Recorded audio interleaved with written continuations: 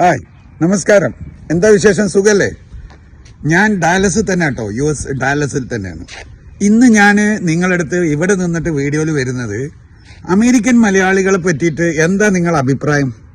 പൊതുവേ നിങ്ങൾ ചിന്തിക്കുന്നുണ്ടാകും, ഇവർ അവിടെ പോയി അവിടെ സെറ്റിലായി അവിടെ തന്നെയാണ് ജീവിക്കുന്നത്, കേരളത്തിനെ പറ്റിയിട്ടോ അല്ലെ മലയാളത്തിനെ പറ്റിയിട്ടോ അവർക്ക് ഒരു ചിന്തയില്ല, ഇങ്ങനെയൊക്കെയല്ലേ നമ്മൾ അവിടെ നിന്ന് ചിന്തിക്കുന്നത്. പക്ഷെ ഞാൻ ഇവിടെ വന്ന് അവരെ കൂടെ ജീവിച്ച് നോക്കുമ്പോഴാണ് ഒരു കാര്യം മനസ്സിലായത്. നോക്കൂ, നമ്മളെ മലയാളികൾ ഇവിടെ വന്നിട്ട് US വന്നിട്ട് അടിച്ചു പൊളിച്ച് ജീവിക്കുകയാണോ അല്ലെങ്കിൽ അവർ ഹാർഡ് വർക്ക് ചെയ്യുകയാണോ എന്നുള്ളതാണ് ഞാൻ കാണിക്കാൻ പോകുന്നത്. അവരെ ജോലി ചെയ്തും കൊണ്ട് തന്നെ അവർ ചെയ്യുന്ന ഒരു ബിസിനസ് രീതിയാണ് കേട്ടോ ഞാൻ കാണിക്കാൻ പോകുന്നത്. അപ്പൊ എല്ലാവരും കാണുക, നമ്മളെ മലയാളികളാണ് കേട്ടോ അവര്. ഇത് ഞാനിപ്പം വന്നത് എന്റെ സുനിൽ ഭായിന്റെ കൂടെ, ഞാൻ സുനിൽ ഭായിന്റെ എന്റെ ഫ്രണ്ടിന്റെ കൂടെയാണല്ലോ താമസിക്കുന്നത്.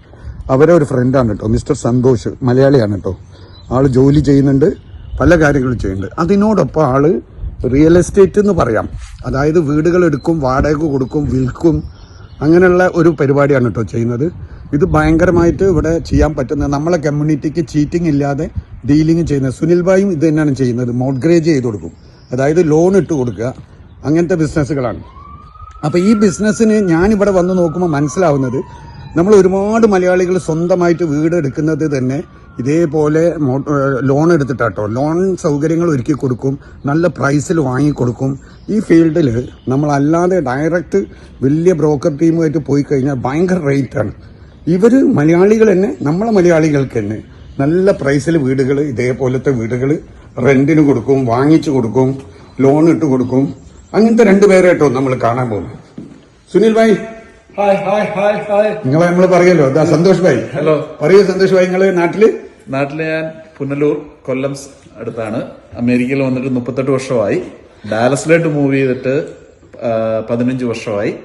ഞാൻ മെഡിക്കൽ ഫീൽഡിൽ ജോലി ചെയ്യുന്നു. അതിന്റെ കൂടെ സൈഡായിട്ട് ചെറിയൊരു ഇൻവെസ്റ്റ്മെന്റ് ആയിട്ട് 2 വീട് വാങ്ങിച്ചു വാടകയ്ക്ക് കൊടുക്കുന്നു. അത് അതിലൊരെണ്ണം ഇതിപ്പം ആള് മാറി അതിന്റെ ഒരു ചെക്കപ്പിന് വേണ്ടി തിരിച്ചു വന്നതാണ്. അതെ, നമ്മളെ സുനിൽ ഭായി ആയിട്ട് ജോയിൻ ആയിട്ടാണ്. അപ്പൊ ഈ വീട് ഇൻസ്പെക്ഷൻ ആണ് കേട്ടോ നടത്തുന്നത്. ഇതില് കാര്യങ്ങൾ ഞാൻ നിങ്ങളോട് പറഞ്ഞില്ലേ, ഇവര് നമ്മൾ അവിടെ വിചാരിക്കുന്ന പോലെ അമേരിക്കക്കാർ ഇവിടെ അടിച്ചു പൊളിച്ച് ജീവിക്കുന്നില്ല. ഇവരും ഹാർഡ് വർക്കാണ് ചെയ്യുന്നത്. നമ്മൾ നാട്ടിൽ ചെയ്യുന്നത് പോലെ തന്നെ ബിസിനസ് കാര്യങ്ങൾ, ഇതേപോലെ ഏണിങ്, മറ്റ് നമ്മളെ മലയാളി മറ്റുള്ള ആൾക്കാർക്ക്, സാധാരണ ആൾക്കാർ, പുതിയ ആൾക്കാർക്കൊക്കെ ഒരുപാട് ഉപകാരങ്ങളാണ് ഇതിനെ കൊണ്ട് എനിക്ക് സുനിൽ ഭായിൽ നിന്ന് മനസ്സിലാക്കാൻ കഴിയുക. ഒരുപാട് ഉപകാരങ്ങളാണ്. കാരണം ചീറ്റിങ്ങിൽ പെടാതെ ഇവര് സേവ് ചെയ്തിട്ട് കിട്ടും, അവർക്കും ചെറിയൊരു പ്രോഫിറ്റ് കിട്ടും. ഈ വീടിന്റെ ഒരു ഫ്ലോർ ആയിട്ടപ്പോൾ ഞാൻ കാണിച്ച്, ഇതില് അത് കണ്ടങ്ങള് ഇതുപോലെ ടോയ്ലറ്റ്, ഇതൊരു വാടകന്റെ ആൾക്കാർ ഒഴിഞ്ഞു കഴിഞ്ഞാൽ വന്ന ഒരു ചെക്കപ്പ് ഉണ്ടാവും. ആ ചെക്കപ്പിന് വന്നാട്ടോ. അപ്പൊ ആ കൂട്ടത്തിൽ ഞാൻ വന്നതാ. അപ്പൊ ഇത് ഇതേപോലെ ഇതിന്റെ സെക്കൻഡ് ഫ്ലോർ. അപ്പൊ ഇതേപോലെ ഇവര് കിട്ടുന്ന കാശ് ഇതുപോലെ ഇൻവെസ്റ്റ് ചെയ്ത് അതിൽ നിന്ന് ഇത് കിട്ടും. നമ്മളെ പുതിയ മലയാളികളോ ആരെങ്കിലും വരുമ്പോൾ സുനിൽ ബോയിനെ പോലത്തെ ആൾക്കാർ അവർക്ക് മോഡ്ഗേജ് ലോണൊക്കെ എടുത്ത് നല്ല സൗകര്യപ്പെടുത്തിയിട്ട് കൊടുക്കൂട്ടോ. അപ്പം മലയാളികളായ അമേരിക്കക്കാർ മലയാളികളോ ഇന്ത്യക്കാർക്കൊക്കെ തന്നെ ഇവര് ചെയ്തുകൊണ്ടിരിക്കുന്ന സിസ്റ്റമാണിത്. ഇതൊരു ഒരുപാട് റൂമുകളാട്ടോ. ഇത് മൊത്തത്തിൽ എത്ര റൂമുണ്ട്? 3 ബെഡ്റൂമോ മുകളിലല്ലേ? ലിവിംഗ് റൂം, അത് മറ്റേ മീഡിയ റൂം. ഇതിന്റെ ബാക്ക് സൈഡ് വ്യൂ ആട്ടോ. ഇതാണ് കേട്ടോ കിച്ചൺ സൗകര്യങ്ങൾ. ഇതാണ് നമ്മളെ കിച്ചന്റെ സൗകര്യങ്ങളെല്ലാം സെറ്റ് ആയിരിക്കും. ഇനി ഇവരത് ഒരു ക്ലീനിങ്, പെയിന്റിങ്, ഇതിന്റെ കുറെ കാര്യങ്ങൾ തീർത്തിട്ടാട്ടോ കൊടുക്കുക. ഏകദേശം ഇത് എത്ര സെന്റ് സ്ഥലമുണ്ട് സന്തോഷ് ഭായ്? അതെ, ഒരു 25 സെന്റ്. ഇതാ കണ്ടില്ല നിങ്ങള്, ഇതിന്റെ ബാക്കിൽ കണ്ടില്ല നിങ്ങൾ, ഗാർഡനിങ്ങിനുള്ള സൗകര്യങ്ങൾ ഇങ്ങനെയൊക്കെ. ഇത് ഇവര് നല്ല ടൈമൊക്കെ ആണെങ്കിൽ $3000 ഇതിന് റെന്റ് കിട്ടും കേട്ടോ. ഏകദേശം $3000. പിന്നെ അതേപോലെ അല്ലാത്ത സമയമാണെങ്കിൽ 2500. 2500ന്റെ 3000ന്റെ ഇടയിലാണ് ഇതുപോലത്തെ വീടിന്റെ റെന്റ് കിട്ടും ഇവിടെ ഈ ഏരിയയിൽ. ഓരോ ഏരിയക്കും ഓരോ ഡിമാൻഡ് അനുസരിച്ചുണ്ടാവും. ഇതിൽ ഏകദേശം ഒരു $1000-1500 ഇവർക്ക് ഇതിന്റെ മോഡ്ഗേജ്, അതായത് ലോൺ എടുത്ത പൈസ അടച്ചു പോകേണ്ടത്. അത് കഴിഞ്ഞാൽ ഒരു 500-1000 ഇവർക്ക് കിട്ടുകയും ചെയ്യും. ഈ ലോൺ അടിച്ചിട്ടുള്ള പൈസ ഇവർ അസറ്റായി മാറി നാളെ ഇത് ഇവർക്ക് സ്വന്തമായിട്ട് മാറും. അതാണ് നമ്മളെ മലയാളികൾ ഇപ്പോൾ ചെയ്തുകൊണ്ടിരിക്കുന്നത്. സുനിൽ ഭായി ഒക്കെ ചെയ്തുകൊണ്ടിരിക്കുന്നത് ഇതാട്ടോ. അപ്പം ഇനി US മലയാളികൾ, ജോലി ചെയ്യുന്ന മലയാളികൾക്ക് എന്തെങ്കിലും ആരെയും ചെയ്യുന്നില്ലെങ്കിൽ ഇത് ചെയ്യണം. കാരണം സുനിൽ ഭായി ഇപ്പം ഒരു 10-13 വർഷമായിട്ട് ചെയ്തുകൊണ്ടിരിക്കുന്ന ഇൻകം മനസ്സിലാക്കുമ്പോൾ നമ്മളെ മലയാളികൾ പൊളിയായിരിക്കണം. ഇതേപോലെ ഒരു സൈഡ് ഇൻകം കൂടി ഉണ്ടാക്കണം കേട്ടോ ശരിക്കും. ഇതേപോലത്തെ വില്ലകളുള്ള ഏരിയയിലാട്ടോ ഇവരുണ്ടാവുക. ഇതിൽ ഞാൻ പറഞ്ഞിട്ടുണ്ടോന്ന് അറിയില്ല, നമ്മളെ സുനിൽ ഭായി റിയൽ എസ്റ്റേറ്റ് ചെയ്യുന്നുണ്ട്, വാങ്ങിക്കുന്നുണ്ട്, ഉണ്ടാക്കുന്നുണ്ട്, സ്ഥലങ്ങൾ വാങ്ങി കൊടുക്കുന്നുണ്ട്, കൺസ്ട്രക്ഷൻ ചെയ്യുന്നുണ്ട്, ബിൽഡിംഗ് ഉണ്ടാക്കിയിട്ട് റെന്റിന് കൊടുക്കുന്നുണ്ട്. അങ്ങനെ പുള്ളി എല്ലാം ചെയ്യുന്നുണ്ട്. ബ്രോക്കറേജ് ചെയ്യുന്നുണ്ട്, അതായത് റെന്റിന് പുള്ളി എടുത്തു കൊടുക്കും, വാങ്ങിക്കൊടുക്കും, വിറ്റ് കൊടുക്കും. അതൊക്കെയാണ് പുള്ളി ചെയ്തുകൊണ്ടിരിക്കുന്ന കാര്യങ്ങൾ കേട്ടോ. അപ്പൊ അതുകൊണ്ട് തന്നെ എനിക്ക് കുറേ കാര്യങ്ങൾ മനസ്സിലാക്കാൻ കഴിഞ്ഞു. പുള്ളിയായിട്ട് കമ്മ്യൂണിക്കേറ്റുള്ള എത്രയോ മലയാളികൾ പുള്ളിനെ തന്നെ മനസ്സിലായി. അതായത് അവർക്ക് കുറച്ച് ഒരു ലോൺ ഫെസിലിറ്റിയും കുറച്ച് കാശ് ശമ്പളമൊക്കെ ആയി കഴിഞ്ഞു കഴിഞ്ഞാൽ പുള്ളി ത്രൂവിൽ പുള്ളി വാങ്ങിക്കൊടുക്കും. ചെറിയ പൈസ ആയിരിക്കും അവരിൽ ഉണ്ടാവുക, ബാക്കി പുള്ളി ലോണൊക്കെ ഇട്ട് ഇവർക്ക് ഒരു വീടെടുത്ത് കൊടുക്കുമ്പോൾ ഒരു അസറ്റായി. അത് വാടകയ്ക്കും പുള്ളി തന്നെ ആക്കി കൊടുക്കും, വിറ്റ് വേണേ കൊടുക്കും. ഇനി ഇതൊരു അസറ്റായി മാറും ഇവർക്ക്. കാരണം ചെറിയ ലോൺ ഇങ്ങനെ ജോലിയിൽ നിന്ന് അടിച്ചു കഴിയുമ്പോൾ അസറ്റാവും. അങ്ങനെ 1, 2, 3, 5 വീടുകളൊക്കെ ഉള്ള ജോലി ചെയ്യുന്ന ആൾക്കാരുണ്ട് കേട്ടോ പുള്ളീൻ്റെ അണ്ടറിൽ.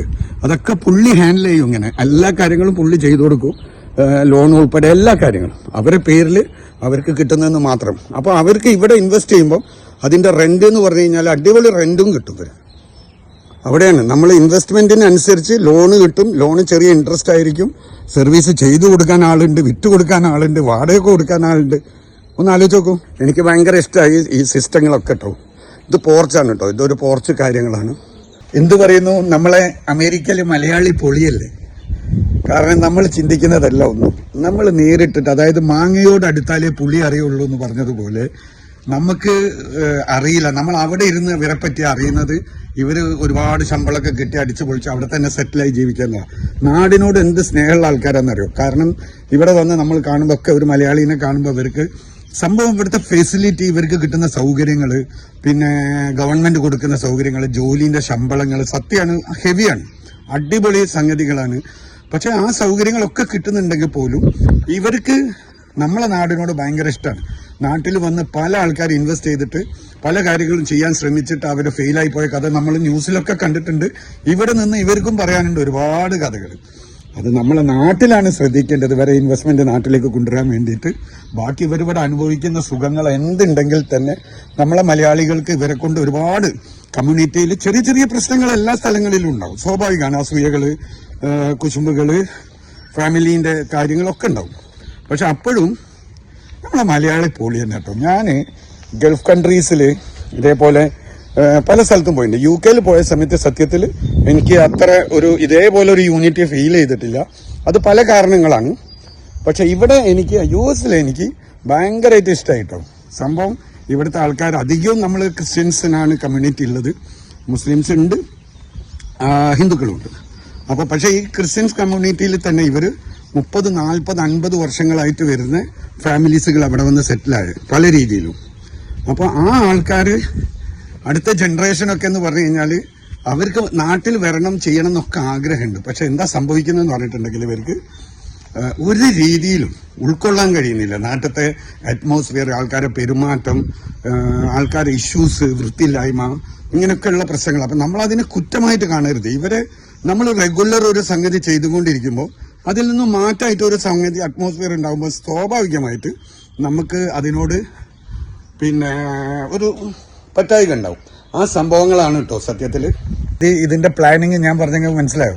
ഇവിടെ ജോലി ചെയ്യുന്ന ആൾക്കാർക്ക് $5,000-10,000 ശമ്പളം കിട്ടുമ്പോൾ അവരൊരു വീട്ടിൽ താമസിക്കുന്നുണ്ടെങ്കിലും അവര് ഇതേപോലെ ഒരു വീട് ചെറിയൊരു കാശൊക്കെ റെഡിയാക്കി കഴിഞ്ഞാൽ ബാക്കി സുനിൽ ഭായി മോട്ടറേജ് അവരെ ഫെസിലിറ്റിക്ക് അനുസരിച്ച് ആക്കി കൊടുക്കും. വീട് വാങ്ങിച്ചു കൊടുക്കും, ലോണ് പാസ്സാക്കി കൊടുക്കും, വീട് വാങ്ങിച്ചു കൊടുക്കും, അത് റെന്റിന് കൊടുക്കും, അത് വിറ്റ് കൊടുക്കും, അത് മെയിൻ്റനൻസ് ചെയ്ത് കൊടുക്കും, എവറിത്തിങ്. അതായത് അത് ആ അസറ്റുമായിട്ട് ബന്ധപ്പെട്ട എല്ലാ കാര്യവും പുള്ളി തന്നെ ചെയ്തോളും. അത് പിന്നീട് ഒരു വീട് അടിച്ച് തീർന്നു കഴിഞ്ഞാൽ അടുത്ത വീട് അത് വിൽക്കണമെങ്കിൽ വിൽക്കാം, എടുത്ത് വേറെ വാങ്ങണേ വാങ്ങാം. അങ്ങനെ പുള്ളി ചെയ്തു കൊടുക്കുന്ന സർവീസ് നമ്മളെ മലയാളികൾക്ക് സത്യസന്ധമായിട്ട് പറയുകയാണെങ്കിൽ ഡാലസിലും ഒക്കെ ഉള്ള ആൾക്കാർ ഓൾറെഡി യൂസ് ചെയ്തുകൊണ്ടിരിക്കുകയാണ്. ഇത് നല്ലൊരു സംഗതിയായിട്ടാണ് എനിക്ക് തോന്നിയത്.